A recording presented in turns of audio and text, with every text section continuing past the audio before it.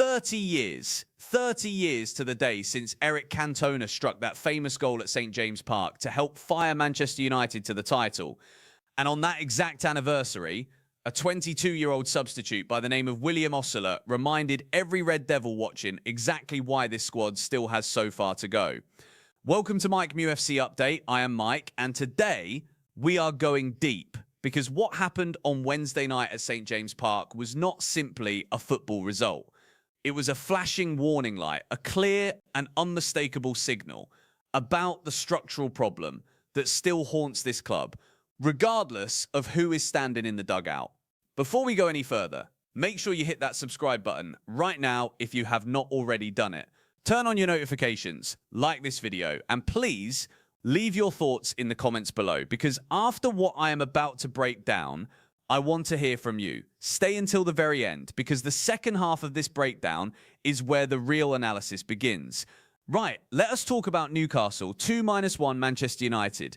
Wednesday, the 4th of March 2026. St. James Park, 52,184 supporters, packed into one of the loudest and most atmospheric grounds in English football.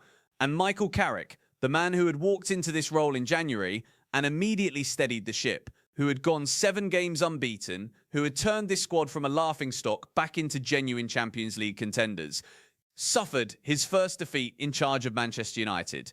The unbeaten run is over, and the way it ended was brutal. Let me take you through how this match unfolded, because the details matter here. United lined up with Senna Lamens in goal, Noussair Mazraoui at right back, Lenny Yoro and Harry Maguire as the centre-back pairing, Luke Shaw at left-back. In midfield, Casemiro and Kobbie Mainoo. Bruno Fernandes as captain in the number 10 role. Bryan Mbeumo on the right, Matheus Cunha on the left, and Benjamin Sesko leading the line. For Newcastle, Eddie Howe went with Aaron Ramsdale between the sticks ahead of Nick Pope, following Pope's error against Everton last time out. Kieran Trippier at right-back, Malik Thea and Dan Burn in central defence. Lewis Hall at left-back, Sandro Tonali and Joelinton in the engine room. Jacob Ramsey, Anthony Elanga, Harvey Barnes and Anthony Gordon across the forward areas. The opening 20 minutes were lively, with Newcastle looking sharp and energetic at home. Elanga volleyed wide, Barnes and Tonali both threatened from distance. It was a high-octane start, and United took time to settle. But as the half progressed, Carrick's side grew into it. Mainoo and Cunha both forced saves from Ramsdale, who had been promoted into the starting lineup and was eager to justify that decision. Mbeumo blazed horribly over the bar after a rebound fell perfectly to him, and that miss would loom large by the end of the night. Then came the madness. First half stoppage time, and in the space of about 10 chaotic minutes, this game turned completely on its head. Jacob Ramsey received a second yellow card. Referee Peter Banks adjudged that Ramsey had intentionally dived to win a penalty as he went down under a challenge from Lamens, having already been booked earlier in the half. Former referee Mike Dean, commentating for TNT Sports, said it was not a dive and that Ramsey was simply unlucky. But Banks had made his decision and Ramsey was off. 10 men for Newcastle. United were now playing against 10 men for the remaining minutes of the first half and 9 added minutes. With the momentum shifting firmly in their favour, all they needed to do was stay composed. They did not stay composed. Almost immediately after the red card, Bruno Fernandes clipped Anthony Gordon knee to knee inside the penalty area. Penalty, Gordon, the ice-cold forward that he is. 1-0 Newcastle in first half stoppage time. Against 10 men, the St. James Park crowd erupted. You could feel the disbelief from United supporters watching on television. But to their enormous credit, United refused to fold. Fernandes, having given the penalty away, immediately set about making amends. He curled a free kick into the area, a free kick that Eddie Howe himself argued should never have been given. And Casemiro made a perfectly timed run to glance ahead of past Ramsdale. 1-1. Deep in the 9th minute of first half added time. It was the kind of moment that looked like it might just swing the entire psychological landscape of the match back towards United.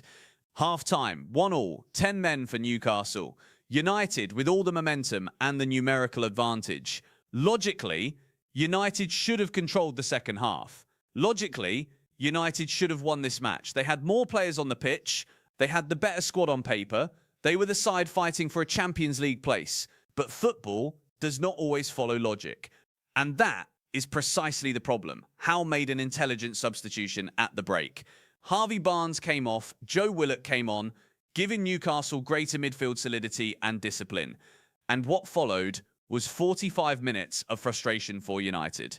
Newcastle sat deep, stayed compact, and absorbed everything United threw at them. Ramsdale was excellent. Lenny Yoro had a header somehow kept out at point-blank range. Xerxes, introduced from the bench, saw a fierce drive brilliantly tipped wide by Ramsdale. United huffed and puffed, but never truly found the clinical edge to break a 10-man Newcastle side down. And then came the 90th minute. Kieran Trippier played a ball down the right channel. Osler, who had been on the pitch for just 5 minutes having come on for Gordon, latched onto it. He drove forward with pace and purpose. Tyrell Malacia, who had come on as a substitute himself, attempted to track him. Osler cut inside. He shaped the shot. He curled it low and hard past Lamans. It tucked into the far corner. It went in off the inside of the post. St. James Park went absolutely berserk. 2-1 Newcastle. William Osler, 90 minutes. Carrick's unbeaten run was over. According to Opta, Osler became the only substitute in Premier League history to score a 90th minute winning goal against Manchester United. On the day 30 years prior that Cantona had fired United towards a title. The symmetry was almost cruel. This was also only the 10th time in Premier League history that United had lost to a 90th minute winning goal. 8 of those 10 have come in the last 4 seasons alone. That stat should not be glossed over. That is a pattern. That is a symptom of something deeper. United remain third in the table with 51 points, 14 wins, 9 draws, 6 losses. But Chelsea and Liverpool are now just 3 points behind them in 5th and 6th after Chelsea thrashed Aston Villa 4-1 on the same evening. The top 4 race has tightened significantly. The pressure is very much back on. Now, I want to step away from the match report for a moment because the result, as painful as it is almost secondary to the conversation we need to have about why it happened. And this is where I have strong opinions that I believe every Red Devil watching needs to hear. The headline around this defeat is William Osler's magnificent goal.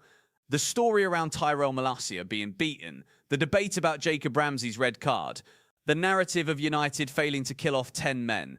But here is the real story. The real story is that Tyrell Malacia should not have been on that pitch.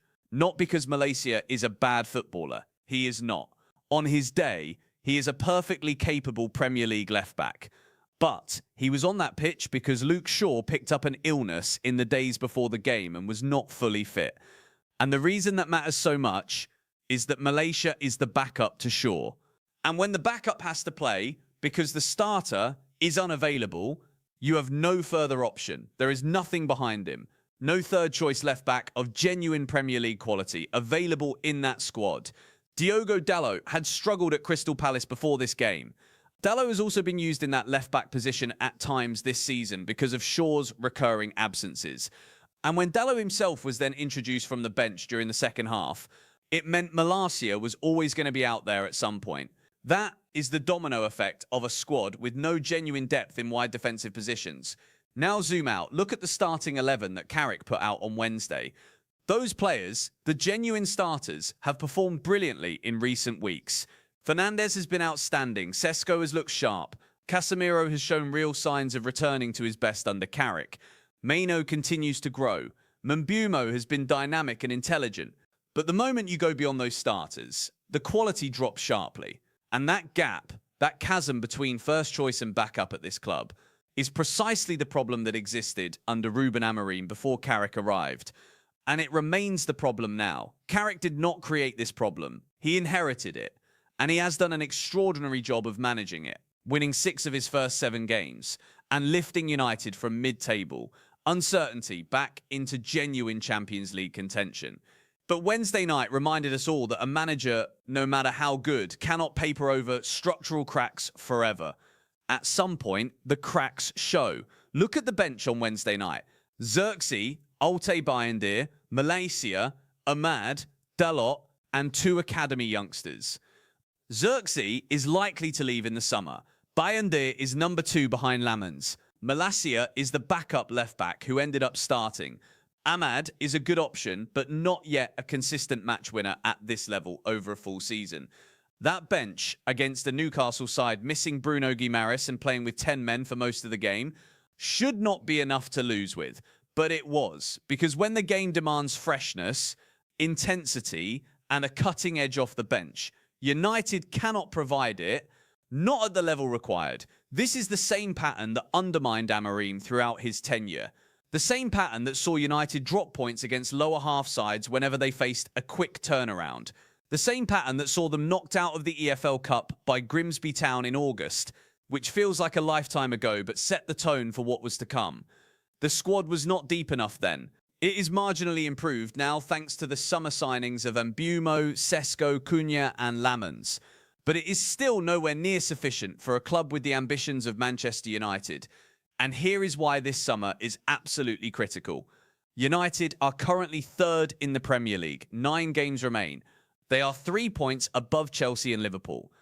If they hold that position, they return to the Champions League next season for the first time since 2023.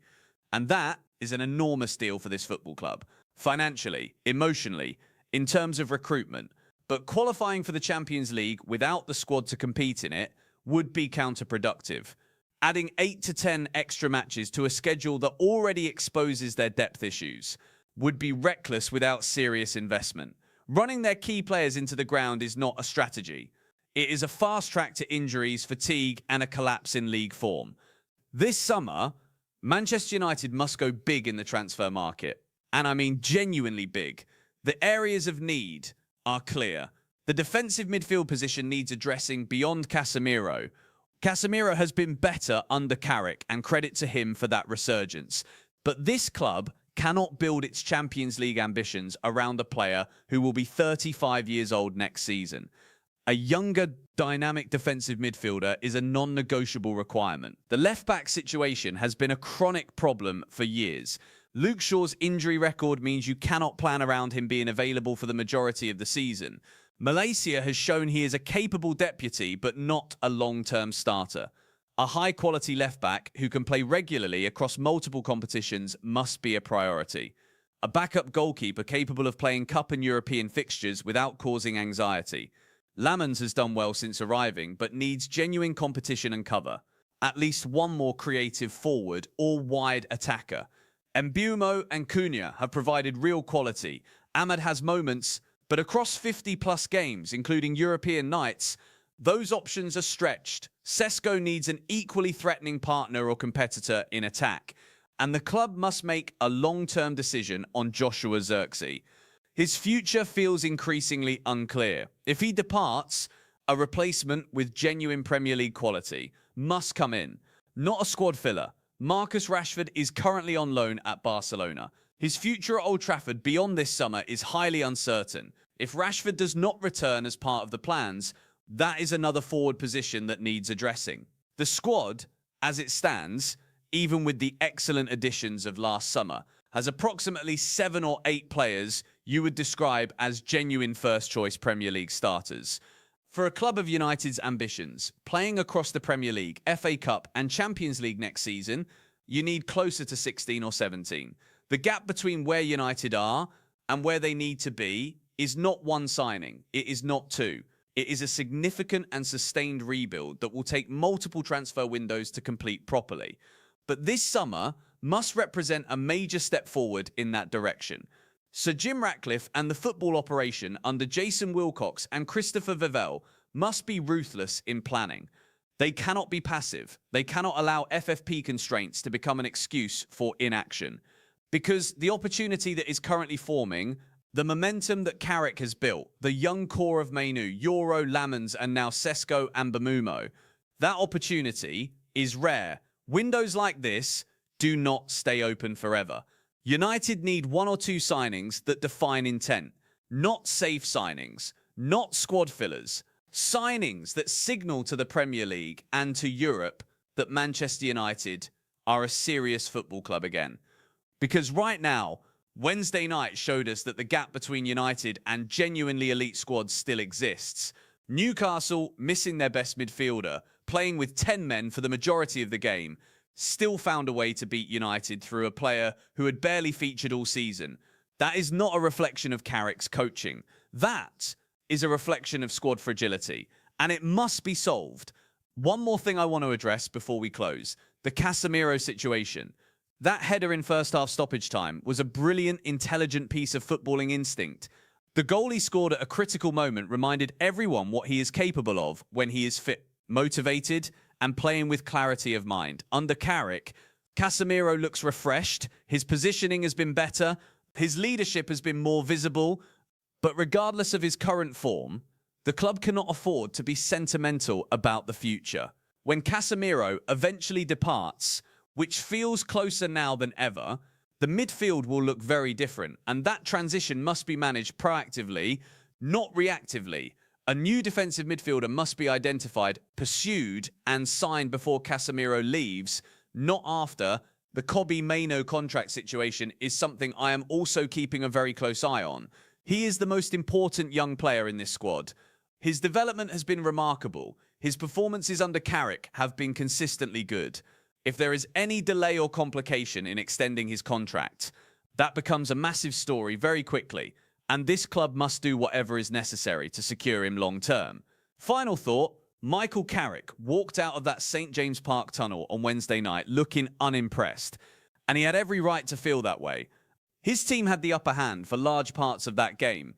They equalised against 10 men. They had chances to win it, and yet they lost. Not because of his tactics, not because of poor preparation, but because the squad, at its depth, does not yet have the quality to consistently convert numerical advantage into 3 points. That is the challenge, and that challenge is one for the boardroom, the recruitment team, and the transfer budget. Carrick has done his job. He has stabilised this club. He has restored confidence. He has turned frustrated, disengaged players into a collective that genuinely competes. He has taken United back to third place in the Premier League. And the Champions League is very much in their hands with 9 games to go. Now, the club must do their job. This summer, no excuses, no delays, no half measures. If you believe Manchester United must go big this summer, let me know in the comments right now. Drop a United badge down there if you are with me on this. I want to see the Red Army out in force. Subscribe to MUFC Update if you have not already done it. Hit that notification bell so you never miss a single video. And I will see you right back here for the next breakdown. We are Manchester United. We do not accept second best. And this summer, the club must prove they understand that. Come on, United.